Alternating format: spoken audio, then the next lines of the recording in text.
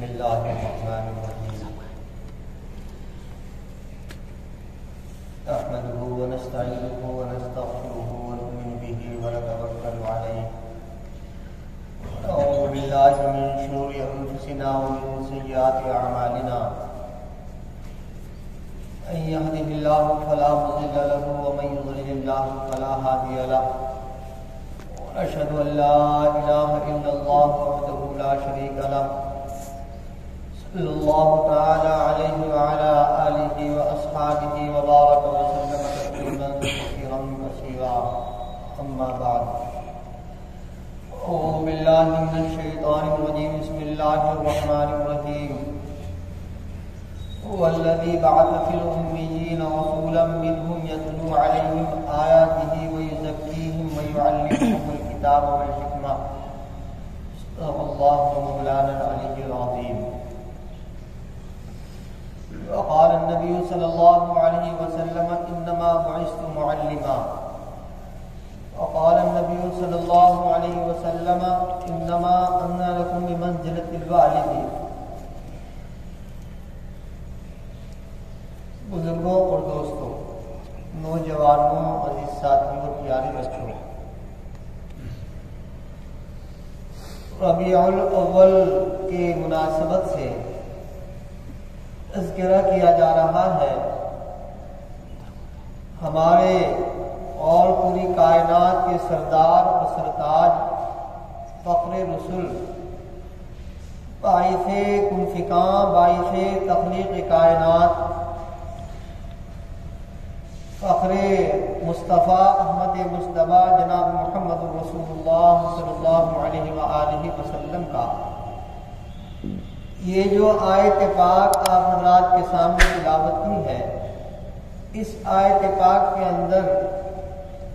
پروردگار عالم نے حضور اقدس صلی اللہ علیہ وآلہ وسلم کی بعثت کے مقصد کو بیان فرمایا کہ آقا اس دنیا میں جو تشریف لائے، آپ کے تشریف لانے کا منشا اور مقصد کیا تھا، بعثت نبوی کا مقصد اور مطمع نظر کیا تھا. تو یوں فرمایا هو الذی بعث فی الامیین رسولا منہم، کہ نبی پاک علیہ السلام کی ذات وہ ذات ہے کہ اللہ نے تمہارے درمیان میں اس کو رسول بنا کر کے مبعوث فرمایا، ان پڑھ لوگوں میں، امی لوگوں میں. اس وقت ان پڑھ ہونا کوئی عیب نہیں تھا، کوئی بھی اس وقت کے اعتبار سے ابجد حوث سے واقف نہیں تھا. لکھنا اور پڑھنا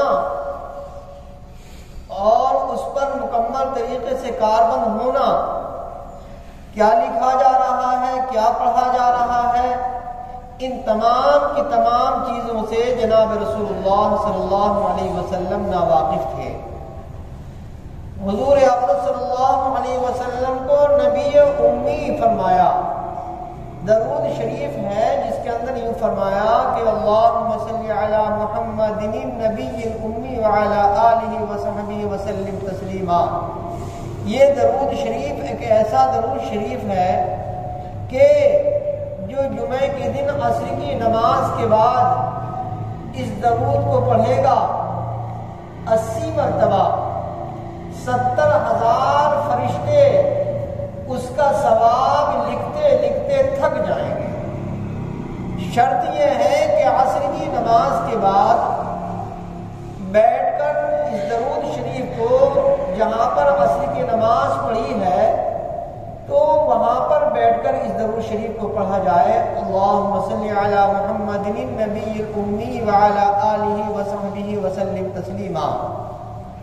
تو اس درود شریف کی فضیلت اس لیے زیادہ ہے کہ چونکہ اس درود شریف کے اندر آپ کو نبی امی فرمایا، کہ آپ کو ان پڑھ نبی فرمایا، کہ جناب رسول اللہ صلی اللہ علیہ وسلم کسی قسم کا لکھنا پڑھنا نہیں جانتے تھے. جناب رسول اللہ صلی اللہ علیہ وسلم کا لکھنا اور نہ پڑھنا جاننا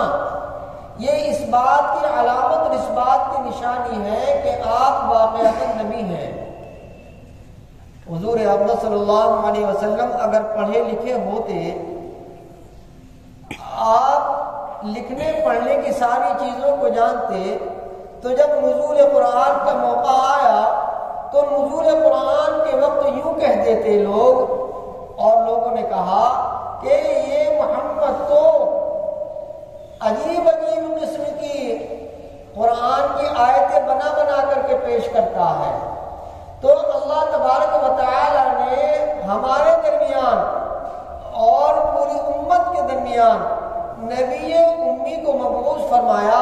اور یوں بھی قرآن کریم کے اندر کہا کہ اللہ نے تمہارے درمیان جو مبعوث فرمایا نبی کو، وہ امیین میں، ان پڑھوں میں مبعوث فرمایا۔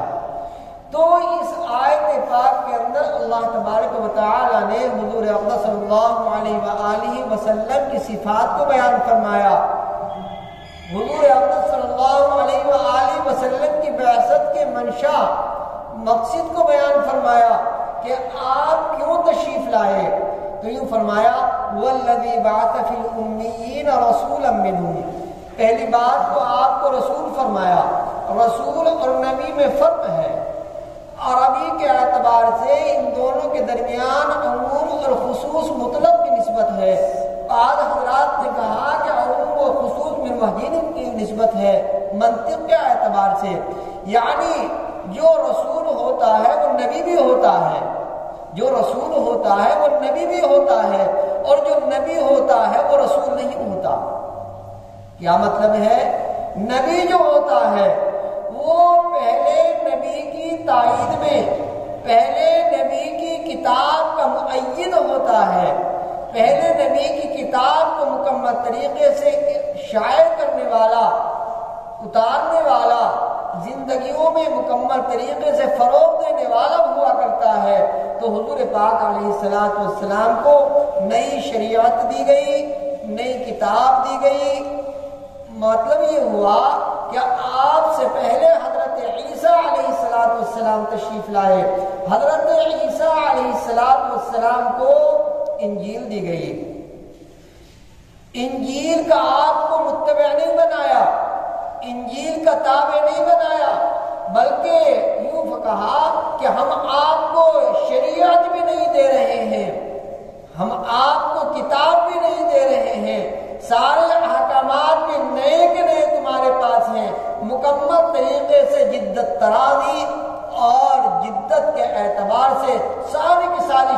شریعتوں کو آپ سے پہلے جتنی بھی تھی سب کو منسوخ کر دیا گیا۔ یعنی اب آقا مدنی تاجدار دو عالم جناب رسول اللہ صلی اللہ علیہ وسلم کی تشریف آوری کے بعد جب قرآن مقدس آیا تو حضرت آدم علیہ السلام سے لے کر جناب محمد رسول اللہ صلی اللہ علیہ وآلہ وسلم تک جتنے بھی پیغمبروں پر کتابیں آئیں، صحیفے آئے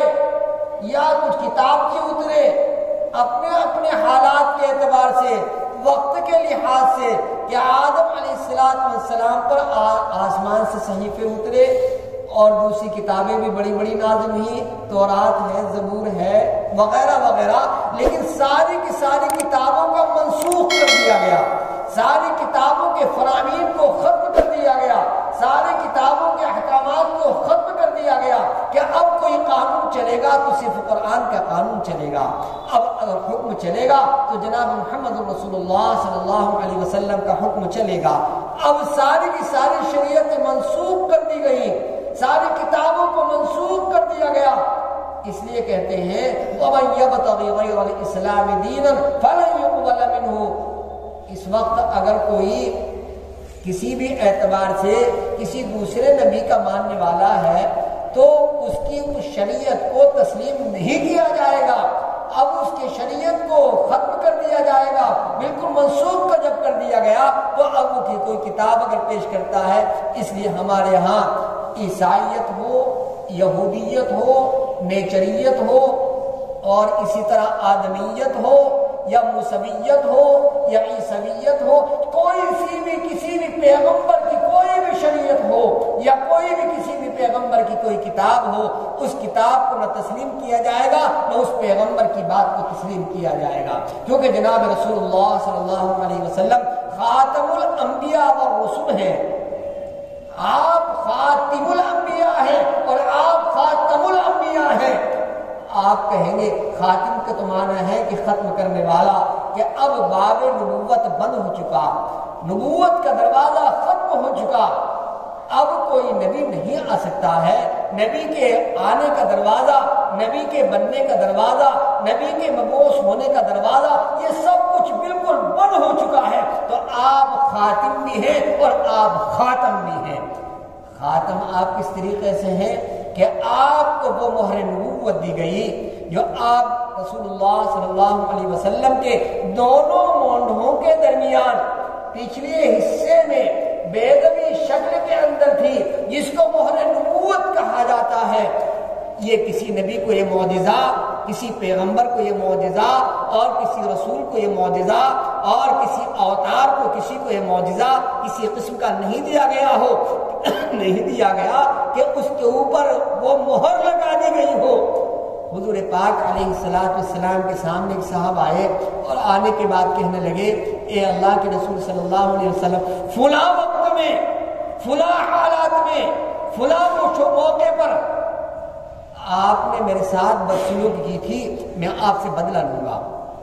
اس نے کہا بدلہ لینا چاہتے ہو کہ لے لو بدلہ؟ تو کہا بدلہ اے محمد ایسے نہیں لوں گا، بدلہ اس طریقے سے لوں گا، تم اپنی کمر کو، کمر کے کپڑے کو اٹھاؤ اور اٹھانے کے بعد میں تمہاری کمر پر سے بدلہ لوں گا اور وہ چیزیں اختیار کروں گا جو تم نے زمانے جاہلیت میں اور نبی بننے سے پہلے میرے ساتھ کیا تھا۔ جناب رسول اللہ صلی اللہ علیہ وسلم حیران اور پریشان کہ میں نے کب ایسا معاملہ کر دیا، جبکہ آپ صادق ہیں، آپ امین ہیں، آپ دیانتدار ہیں، اور حضور پاک علیہ السلام کا کہ دنیا میں تشریف لانے کے بعد سے لے کر نبی بننے تک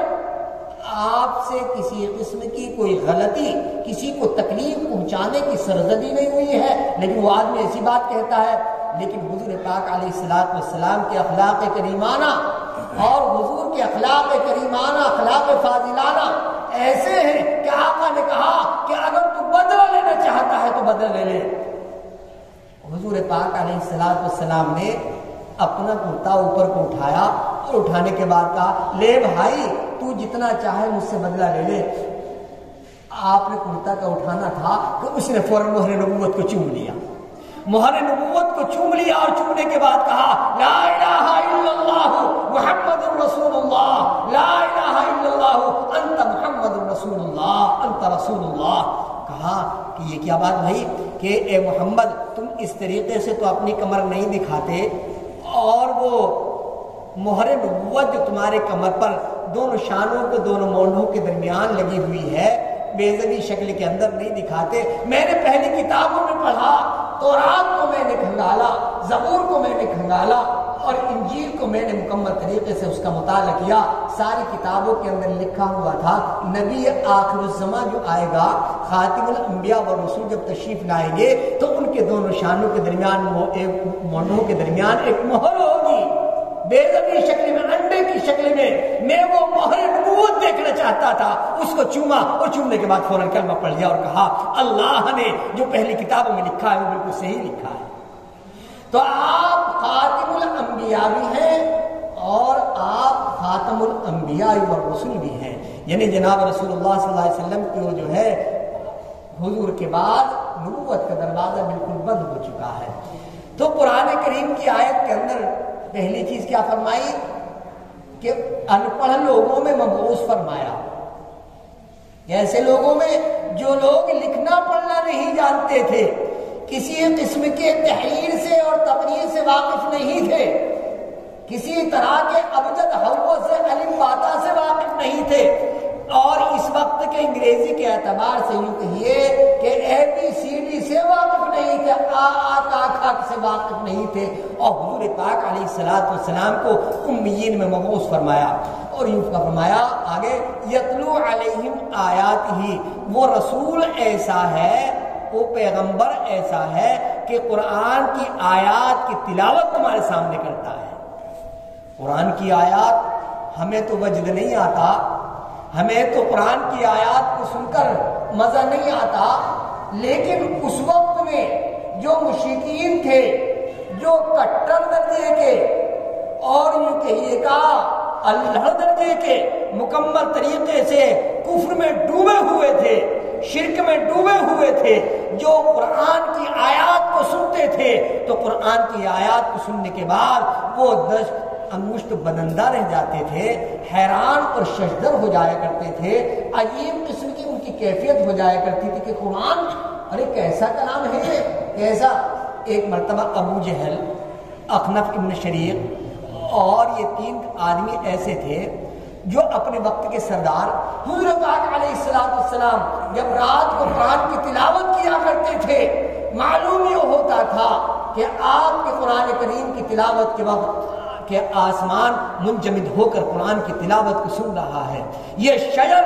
یہ حجر، یہ زمین، یہ ساری کی ساری چیزیں جناب رسول اللہ صلی اللہ علیہ وسلم کی تلاوت کو سن رہے ہیں۔ آپ ایسے تلاوت فرمایا کرتے تھے بڑی میٹھی انداز میں، بڑے میٹھے الفاظ میں۔ ہم اب بھی دیکھتے ہیں کہ اگر کوئی قاری قرآن بہترین تلاوت کرتا ہے تو دل یہ چاہتا ہے، دل کے اندر یہ داعیہ پیدا ہوتا ہے کہ اس قرآن کریم کی تلاوت کو میں سنتا چلا جاؤں۔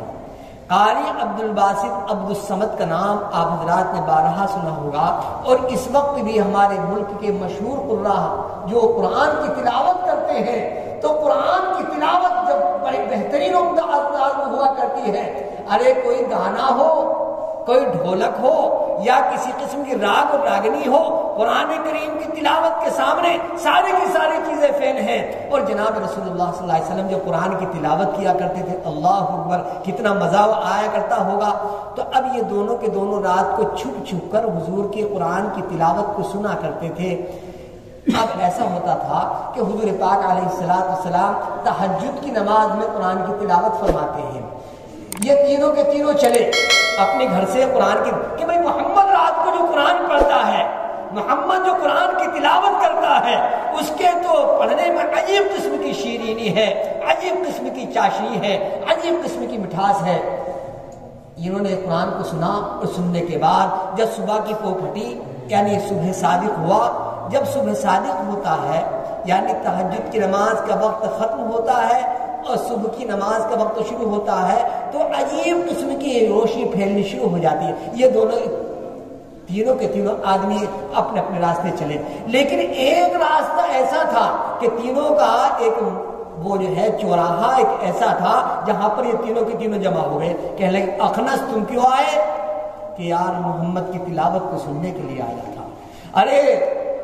تم کیوں آئے؟ میں اس لیے آیا تھا کہ محمد کی تلاوت عجیب قسم کی رات میں ہوا کرتی ہے۔ تم کیوں آئے؟ کیا میں بھی سے کہ دیکھو آج عہد کر لو۔ ابو جہل نے ہاتھ نیچے رکھا اور ان دونوں نے ہاتھ اوپر رکھا کہ محمد جو تلاوت کرتا ہے اگر لوگوں کو معلوم ہو گیا، مکے کے لوگوں کو علم ہو گیا اگر اس بات کا کہ راتوں کو چھپ چھپ کر محمد کی تلاوت کو سنا کرتے ہیں تو لوگوں میں عجیب قسم کی کیفیت ہو جائے گی اور ہمارے اوپر تھو تھو ہونے لگے گی اور کہنے لگے محمد کی تو تکذیب کرتے ہو اور اس کی قرآن کی تلاوت کو اچھا ایسا کرو بھائی عہد کو رب کل کو نہیں آئیں گے۔ حضور پاک علیہ السلام کا تو معمول ہی قرآن کریم کی تلاوت تھا۔ اب جب دوسری رات ہوئی، دوسری رات ہونے کے بعد پھر ہر ایک نے سوچا، تینوں نے ہر ایک نے سوچا کہ بھئی فلاں بھی نہیں آیا ہوگا، فلاں بھی نہیں آیا ہوگا، فلاں بھی اخنس نے بھی سوچا، ابو جہل نے بھی سوچا اور سب نے سوچا کہ فلاں۔ اب رات کو پھر انہوں نے قرآن کی تلاوت سنی۔ آپ کے گھر کے چاروں طرف کھڑے ہو کر پھر چلے تو چوراہے پہ پھر ملاقات، ابے تم کیوں آئے؟ یا رات کو سونے نہ دیا اس قرآن کی تلاوت نے، محمد جو قرآن کی تلاوت کرتا ہے بزرگ بزرگوں اور دوستوں ہمارے اندر چونکہ وہ محبت رسول نہیں ہے، وہ محبت قرآن نہیں ہے، وہ محبت الہی نہیں ہے، وہ عشق الہی کا جذبہ ہمارے قلوب میں موجود نہیں ہے، لاکھ ہمارے سامنے قرآن کی تلاوت کی جائے، میں اپنی زبان سے کئی پارے قرآن کی تلاوت کر جاؤں، لیکن مجھے تو مزہ نہیں آتا، وہ لطف نہیں آتا، وہ انداز میرا تو نہیں ہوتا، لیکن ان کو تو عجیب قسم کا انداز حضور کی تلاوت کا۔ کہا ارے تم کیوں آئے تھے بھائی دوسری رات میں؟ کہ یار رات کو سونے نہیں دیا محمد کی تلاوت نے۔ اب کہا کہ اب عہد کر لو، لیکن پھر انہوں نے کہا کہ یار بات یہ ہے کہ حقیقت یہ ہے ما ھذا کلام البشر، کہ یہ انسان کا کسی انسان کا ایک کلام نہیں ہے، بلکہ ما ورائے گما کا ایک کلام ہے، یہ کسی اور کا کلام ہے، یہ تو اللہ کا کلام معلوم ہوتا ہے۔ تینوں نے مکمل طریقے سے اس بات کا اقرار کیا اور کہا کہ قرآن کا ایک لفظ، اور حقیقت بھی یہ ہے کہ قرآن کا ایک نقطہ، قرآن کا ایک زبر، قرآن کا ایک شوشہ، قرآن کا ایک جذب، قرآن کی ہر ایک چیز مکمل طریقے سے منزل من اللہ ہے۔ یعنی جو لوح محفوظ میں قرآن مجید ہے، وہ آپ اس کو دفتین کے درمیان، جو دو پٹھوں کے درمیان جو قرآن دیکھتے ہیں، یہ وہی قرآن ہے، وہی قرآن مقدس ہے، وہی قرآن کریم ہے